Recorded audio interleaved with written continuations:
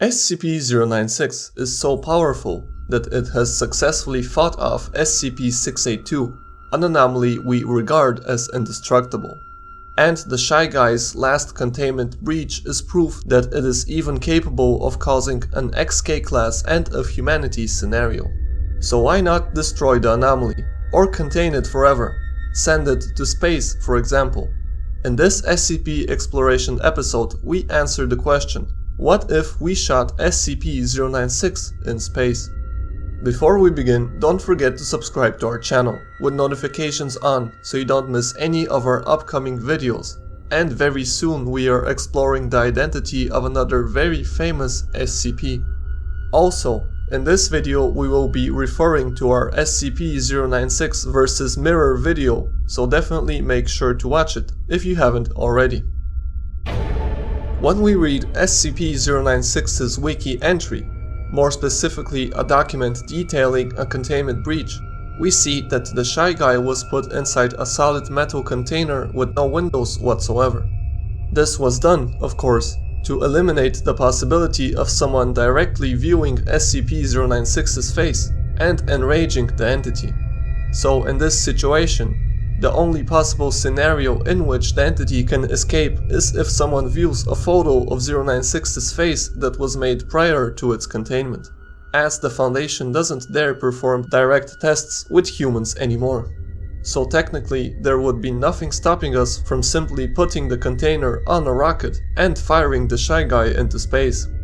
And as discussed in our SCP-096 vs Mirror video, due to the lack of any information in its wiki entry regarding its sustenance, we can assume that the Shy Guy doesn't eat and drink, so the lack of food and water in space wouldn't kill it. Also, as detailed in our Who is SCP-096 video theory, the Shy Guy likely originates from Mount Everest, where very little oxygen is present as a result of the altitude, and permanent human inhabitation is impossible. Also, on one occasion a D-Class was sent down the Tongass Trench, the second deepest ocean trench after the Marianas, and was instructed to view an SCP-096 photograph. The Shy Guy naturally started moving towards its victim, and upon reaching the ocean began swimming the 11 kilometers or 35,000 feet underwater.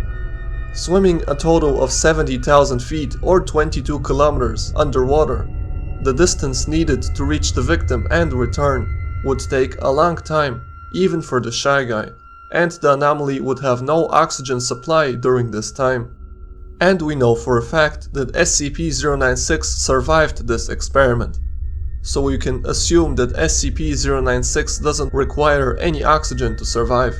And even if it did, even better, as this would mean the anomaly would simply suffocate in space and no longer pose a threat to any of us. So we've determined that SCP-096 would most likely survive in space, but this is perfectly fine. We do not expect to kill the anomaly, we simply want to contain it forever by sending it as far away as we can. Naturally, there is always a risk that the rocket malfunctions and explodes on its way, which would mean a very angry and probably still alive 096 would fall back down to Earth on a random location. This in itself is very dangerous and would probably be enough to deter the SCP Foundation from doing this, but for the purpose of this video, let's assume they did. So where do we put it exactly? Low Earth orbit, the orbit in which the International Space Station is situated, would be the cheapest and easiest option. At this height, however, there is still a small but significant amount of air molecules which are enough to slow down a spacecraft over time, to the point when it falls back down to Earth. And we don't want the Shy Guy to crash down on Earth in a random location, so this option is not viable. There are much higher orbits, of course, which we can use, that don't have this problem. Orbits have one other problem, however. But in order to explain it, we need to explore the science behind them. An object in stable orbit has two forces that balance out: gravitational force and centrifugal force. And since gravity is constant for a given height, we can only change the centrifugal force. This force depends on the speed of an object, so if we increase speed, the force becomes greater and we gain altitude.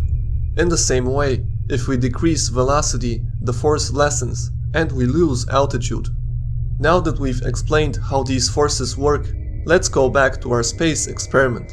If we were to put SCP-096 in orbit around Earth, his face would need to be covered. If not, anyone with a powerful telescope would be able to see its face and trigger it, which we do not want, of course, so it would need to be covered. And a simple bag on its face would not be enough, as the unfiltered sun radiation would probably burn through the bag at some point. So the Shy Guy would need to be put in a solid metal container, similar to the one it was put before its last containment breach. But what would happen now if someone on Earth viewed a picture of SCP-096's face? It is entirely possible that someone has unwillingly caught it on a photograph, just like the mountaineer that triggered 096's famous containment breach did. The entity would be enraged and break a hole in its container just like it did during the last breach. But it's in space, so it can't possibly get down, can it? Unfortunately, it can. Newton's third law states that every action has an equal and opposite reaction. This means that in space, if you pushed an object away from you, you'd also begin moving, but in the opposite direction. And we put SCP-096 up there with a very heavy steel container. So if the Shy Guy jumps off the container in the opposite direction of its movement, it would lose speed relative to Earth. And as discussed earlier when we talked about orbits, losing speed means losing altitude and falling into a lower orbit. And if the Shy Guy pushes himself off with enough force, he would even re-enter back in the Earth's atmosphere and fall back down to Earth, agitated, and with one sole purpose, to kill the person who saw it. And it is almost guaranteed to cause the same amount of chaos it did during its last containment breach, when an unsuspecting individual viewed a picture of SCP-096 from far away. So putting SCP-096 into orbit is a no-go. But we aren't just limited to orbits. We can send SCP-096 into interstellar space, just like the famous Voyager probes were sent 40 years ago. So we learned that SCP-096 can escape from being in orbit if it is triggered from Earth. But what if we sent it into interstellar space, where it moved away from us constantly?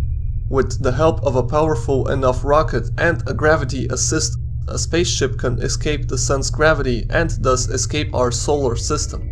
Gravity assist is the use of a relative movement and gravity of a planet to alter the path and speed of a spacecraft.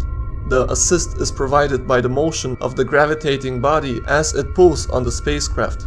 And space probes that have used gravity assist can travel at very high speeds, up to 10 miles per second or 17 kilometers per second. We also need to note, however, that the planets are very seldom in the right places to enable a voyage to a particular destination.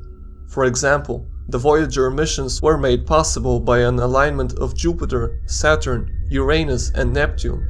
A similar alignment will not occur again until the middle of the 22nd century. But the SCP Foundation can always keep the anomaly contained till an opportunity arises. So back to our interstellar containment. After the gravity slingshot, the probe will leave the sun's gravity and begin its endless journey into nothingness. But should we still be worried of capturing SCP-096's face on a photograph? Not anymore, as at this distance even the most powerful telescope on Earth would return an image where each pixel is 9,000 miles or 14,000 kilometers wide. This means that the probability of capturing SCP-096's face in a single pixel is this number, with this many zeros in it. And that is in case its face is still lit up well enough to be photographed at this distance. So we can safely say that at this point we don't need to worry about viewing the Shy Guy's face directly. This means we can detach SCP-096 from the probe entirely and send him all alone through space to make sure he can never push himself off the spacecraft to alter his speed and direction.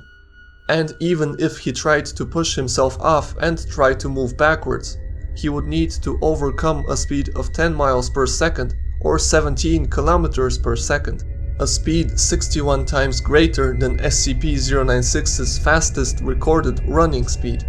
And even if, by some miracle, the Shy Guy managed to reverse his direction of movement, the planets that altered the spacecraft's movement at launch would be in a totally different position, and the anomaly would probably get stuck in an orbit around the Sun or around a distant planet in our solar system like Jupiter, Saturn, Uranus or Neptune, too far away to be seen in any way and with nothing near it to push itself off of. So it would appear we finally managed to find a way to contain SCP-096 forever.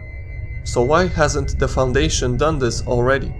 Maybe they are waiting for the appropriate orientation of the planets in order to perform a powerful gravity slingshot. Or maybe it's because the Foundation believes the Shy Guy would adapt to the situation in space, just like it adapted to the environment on Mount Everest during its transformation from human to monster. Either way, let's hope SCP-096 doesn't breach and cause an XK-class event before we find a way to either destroy it or permanently contain it in some way. This concludes our SCP-096 in space video. So do you think our SCP-096 theory fits well in the SCP lore? If there are any other SCP scenarios that you would like us to explore, don't hesitate to share them with us in the comments. Please make sure to leave a like if you enjoyed the video, and don't forget to subscribe if you enjoy this type of content, as we have many more interesting scary SCP videos in our top 5 SCP series, and soon we will explore more SCP theories about the many dangerous SCP creatures in the SCP Wiki. And as always, we will see you in the next video.